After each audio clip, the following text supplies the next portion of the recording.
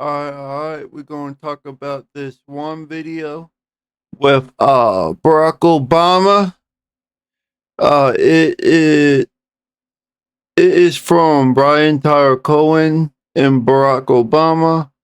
Barack Obama breaks silence on Trump's 8 video Bad Bunny in 2028 election. I know I missed my my my cycle for this because it was going viral. But yeah, let's talk about this shit. Let's react to it. You have administration Let officials. me restart It it. is my honor to be joined by the 44th President of the United Yep. States, Barack Obama. Mr. President, thanks so much for joining me. It is wonderful to be here, Brian. Thank you for having me. So, as you know better than anybody, the discourse has devolved into a level of cruelty that we haven't seen before. What was disqualifying just a few years ago now not only feels fine, acceptable, but actually rewarded. You have administration officials saying that the victims of ISIS aggression are domestic terrorists. You have J.D. Vance coming out and saying that it's okay. You don't have to apologize for being white. Just days ago, Donald Trump put a picture of your face on an ape's body. And so again, this is kind of, we've seen the de-evolution of the discourse. How do we come back from a place that we have fallen into? Well, first of all, I think it's important to recognize that the majority of the American people find this behavior deeply troubling. It is true that it gets attention. It's true that it's a distraction. Yep. But as I'm traveling around the country, Why he's saying it's a distraction like we all think it is because Trump wanted to distract the people of United States of America from wanting Trump to wanting Trump to bring out the Epstein files. That's all it is. For real. And that's a big thing, a big situation, because he knows he's on that shit. He just don't want he want to save face because he know he's on that shit. He wants to save his reputation, and he feels though that he got a right to do that. I don't think he got the right to do that because it's all about transparency in the big chair. A lot of the people in the Senate and the Congress are gonna be fired for being in the Epstein files. Just like him, he gonna be impeached. But what do you get, bruh? That's your consequence. You said before you became president, you was gonna release the Epstein files. Now here are you in the White House, saying all this bullshit, want shit to start up as a distraction because you don't want the Epstein files released because you are in the list of fucking PDFs, bruh. How do you not remember that shit?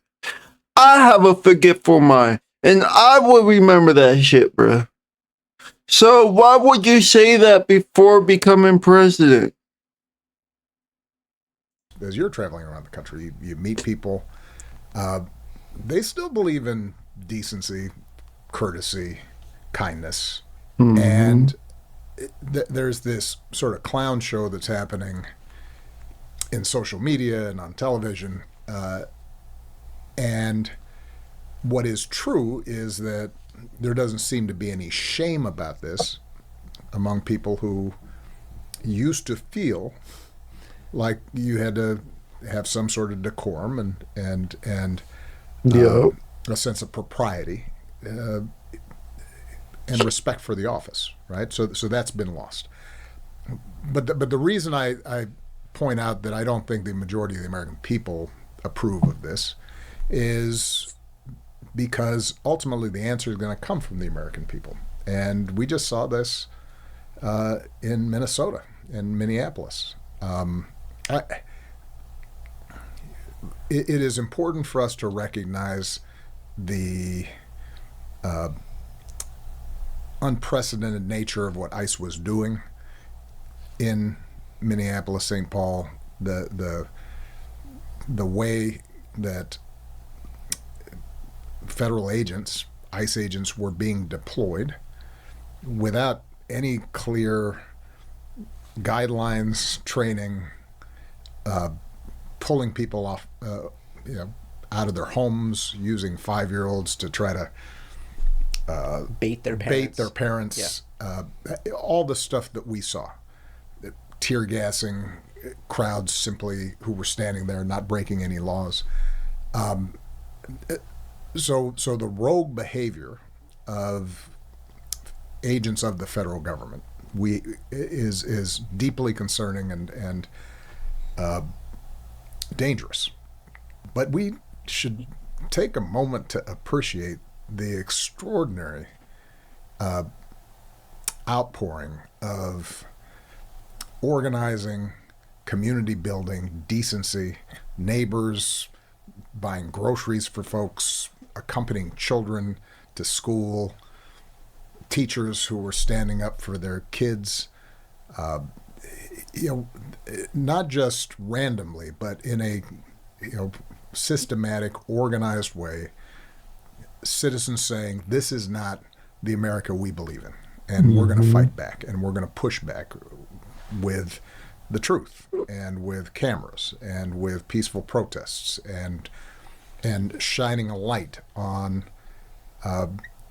the sort of behavior that in the past we've seen in authoritarian countries, and we've seen in dictatorships, but we have not seen in America. And that kind of heroic, sustained behavior in sub-zero weather by ordinary people is what should give us hope. And it should remind us that at the end of the day, the way we get a democracy that's working. But yeah, I get what he's saying, Obama. I get what you're saying, Obama, but American off the DL was always like this. Because America don't like its ethnic people. That's obviously the case. Because they want to support their white people, but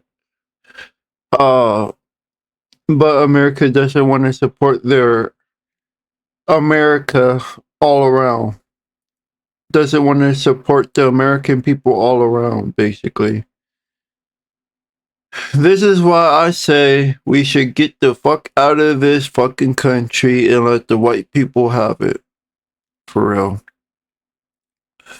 Just like how the white people has Britain and Poland and whatnot.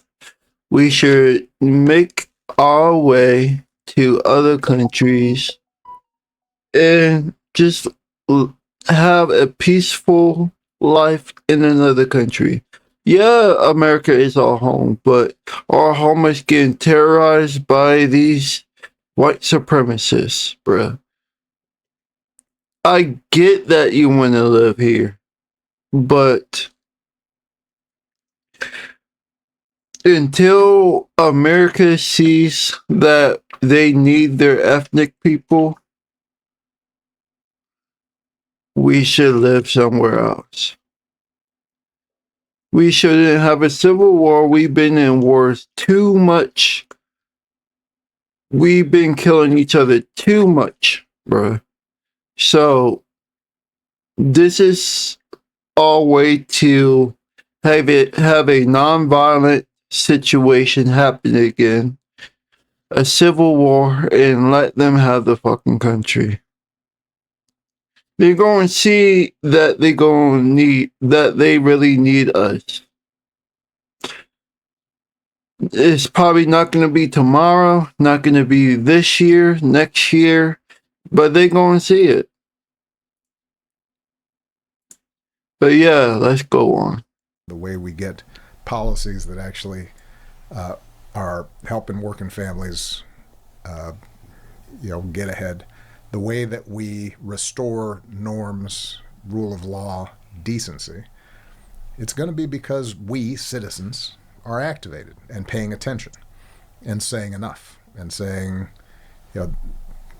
we have a different idea of what the American family should look like and community should look like. And that is what I'm seeing across the board. So, I was on a panel a while back, and I said, a lot of the values that we say we subscribe to, during easy times, during peaceful times, it's easy to say we believe in those things. Right, when they're not challenged. When they're not challenged. It's easy to believe in free speech when it doesn't seem like the government's trying to crack down on free speech. It's easy to say that we believe in the golden rule when we aren't at risk of being arrested when we exercise the golden rule. Yeah. Mm-hmm. Right now we're being tested. And the good news is what we saw in Minneapolis and St. Paul, and what we're seeing in places across the country, including here in Los Angeles, has been the American people saying, no, you know what, at least a good number of the American people saying, we're going to live up to those values that we say we believe in. And as long as we have folks doing that, I feel like we're going to get through this. Think safety. Think Grainger. For trusted products to lock, anchor, contain, and protect. Grainger. Call, click, or Of just course. stop by. Whoa. What's God that? damn I it. just built a budgeting app in Base 44. Guys, So I hear and appreciate what you're saying about the agency of individuals. As we look toward our elected officials, our democratic leaders, I think something that I've been having a lot of trouble reconciling is for so long it's felt like Democrats are solely focused on protecting norms, institutions, processes, and then you've got a Republican Party that sees what it wants and will find a way to get it. Laws be damned, Constitution be damned, rules be damned. And we're seeing that play out right now. And so, given this massive asymmetry, where it often leaves us feeling like it's a Lucy pulling the football away from Charlie Brown over and over and over again situation, what needs to be done? And do you think that our Democratic leadership and our Democratic elected officials understand that for the first time? Well, look, I think we have to acknowledge that we've got the harder job, right? So we believe in government as a tool for good, as a potential force to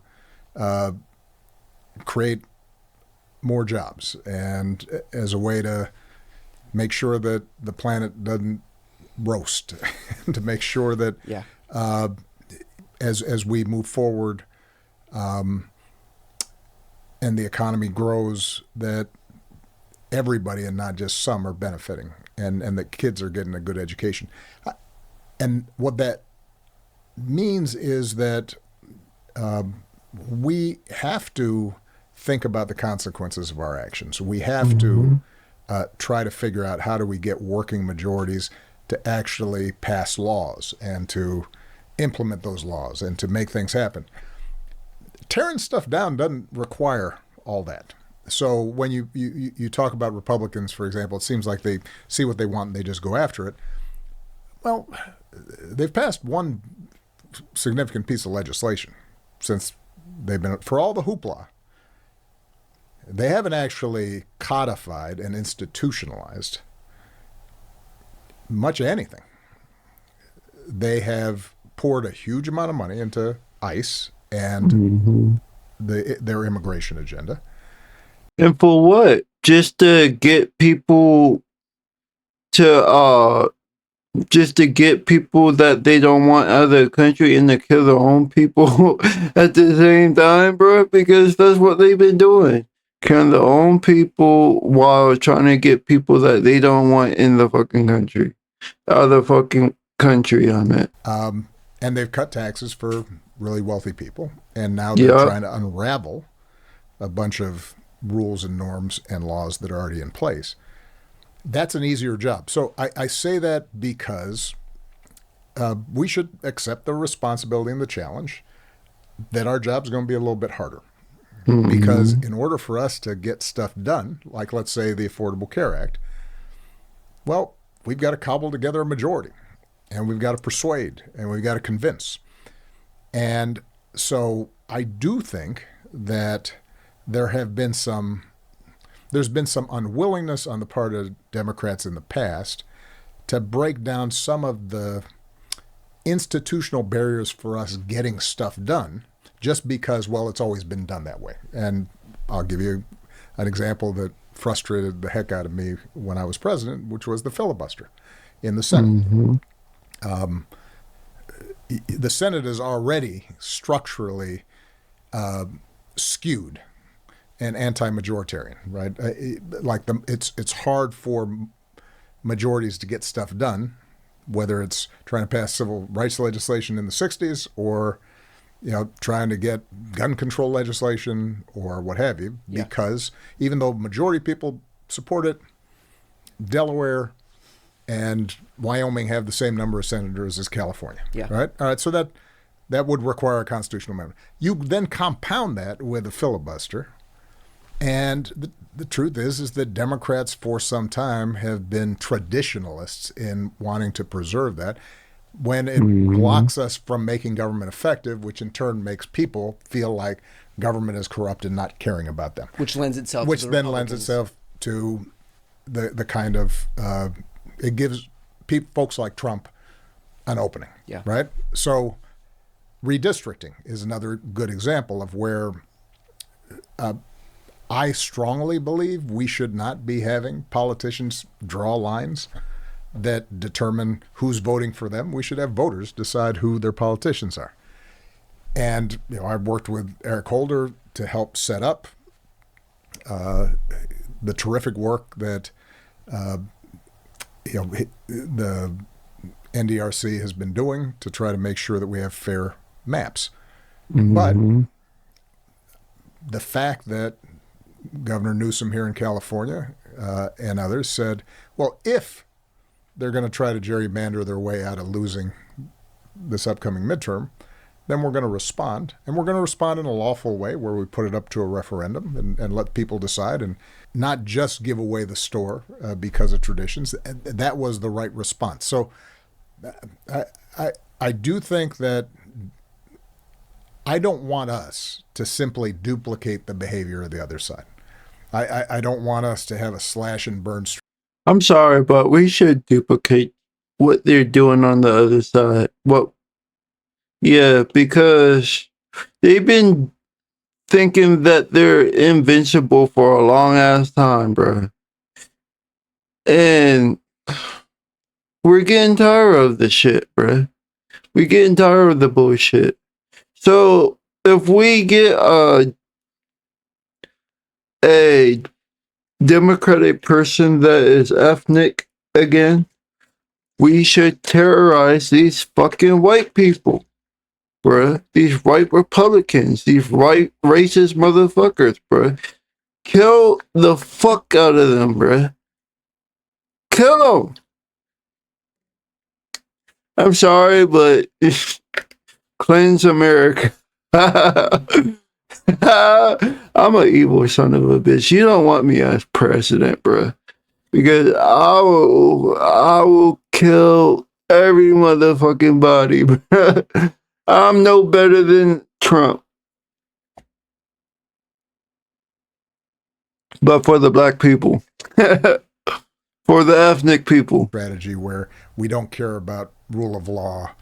We don't care about some of the guardrails around our democracy. We start lying and having no regard for the truth the way the other side seems to be comfortable with right now. Because if that's how we fight, then we lose what we're fighting for.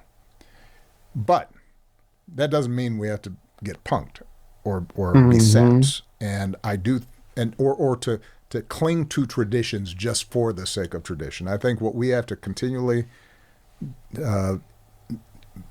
evaluate is, in this moment in time, how do we make sure that we can advance our agenda in a way that reflects what's good for ordinary folks, not special interests, not simply the well-to-do, and how do we do that in a way that's consistent with integrity, honesty, democracy, the values that we claim to want to uphold? And I think it's possible to do that. But the reason I started with reminding ourselves, yes, we have a harder job, because sometimes I think we're tough on Democrats, saying, why aren't you being as mean and tough and nasty as they are? Well, it's when I was president of the United States, I suppose I could have simply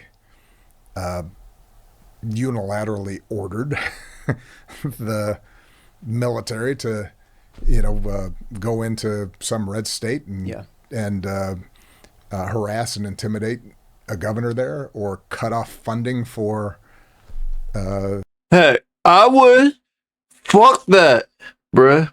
They've been terrorizing us for a long fucking time, bruh. We should fucking do the same thing, bruh. But in the worst way possible. Lynch them. Lynch them. Noose them up. Just like they did to us. States that didn't vote for me, I could have exercised that prerogative, but that is contrary to how I think our democracy is supposed to work. And I think he we has a shouldn't get point. discouraged by the fact that we have a tougher job. What we should do is expect that our side is smart enough to figure it out. So you had mentioned persuasion, and I think that that's a really good point here, because as we eventually head toward a next general election cycle, we're going to be contending with a lot of the same infighting that's plagued Democrats before. You'll often have leftists and progressives butting up against liberals and moderates. And look, you are the ultimate pragmatist. And so what advice do you have as we head toward this election cycle, this eventual 2028 election cycle, so that we don't devolve into the same, 2016 era Bernie Hillary redux that feels like it always consumes the left?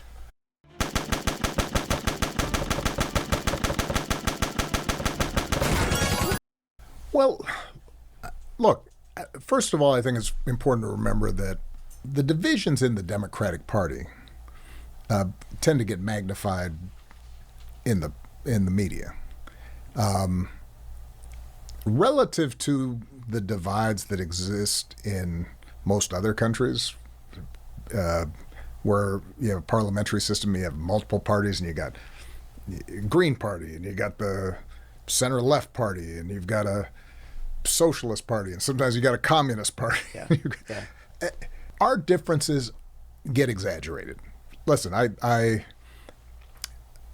Bernie Sanders believes, just like Nancy Pelosi believes, just like Chuck Schumer believes, just like Hakeem Jeffries believes, just like AOC believes, in equality and non-discrimination against people because of race or gender or sexual orientation. Well, all Democrats believe in that. That's a core value. Democrats believe that government should provide a strong safety net for people when they're down on their luck. Everybody I just mentioned believes in that. Everybody believes that there should be some regulation of the market so that you don't have monopolies and oligopolies that are simply dictating the terms of the economy, and that we should have a tax system that levels out some of the inequalities that result. So I think it's important for us to remind ourselves as a starting point, what do we have in common? Most of the time, the differences are tactical. Right? It has to do with, well, how much of a tax hike can people put up with? How much regulation should we be thinking about when it comes to climate change? And if we recognize that typically the arguments in the Democratic Party aren't about core values, but are really around tactics and how do you get stuff done, now we can have a robust debate. And I want a robust debate. Yeah. And what we can also do is not try to nationalize every issue all the time. This last off-year election, I think, was a great example. You know, you've got a candidate like Spanberger in Virginia, who runs what would be considered a more centrist campaign and runs a terrific campaign. And then you've got Mamdani in New York, who runs a explicitly socialist grassroots campaign and excites and mobilizes folks. And that can win in New York City. It probably could not win in Virginia.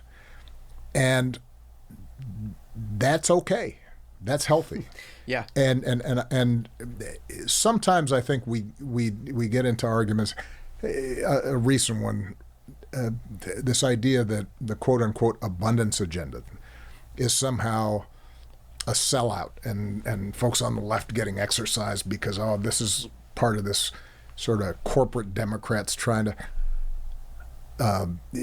take over the party. Well, no, not really. What I think it is entirely legitimate to say, for example, we need to build more affordable housing, which is going to require higher taxes on people like me and people who are well off in order to subsidize the construction of affordable housing, let's say in a place like California, and also be able to say, you know what, there are a bunch of well-intentioned rules and zoning laws and so forth that baby boomers like me and existing homeowners have used to block the construction of affordable housing, even in democratic cities.